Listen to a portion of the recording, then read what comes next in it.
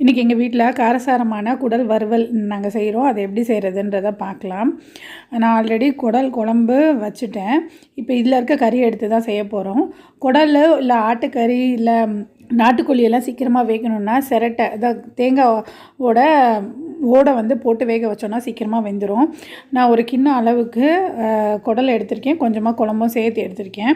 இப்போ ஒரு பேனில் 2 டேபிள் ஸ்பூன் எண்ணெய் ஊற்றி சோம்பு தாளிச்சிக்கலாம். சோம்பு பொரிஞ்சதுக்கப்புறம் 10லேருந்து 15 சின்ன வெங்காயம் சின்னதாக கட் பண்ணி அதை சேர்த்துக்கலாம். ஒரு 1/2 டேபிள் ஸ்பூன் இஞ்சி பூண்டு பேஸ்ட்டு சேர்த்து நல்லா வதக்கி எடுத்துக்கலாம்.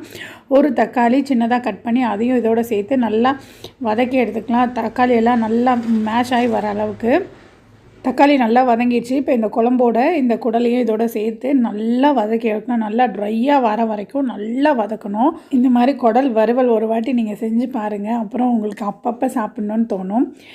இந்த 2 பச்சை மிளகா நான் வந்து ஃப்ளேவருக்காக தான் போட்டிருக்கேன்.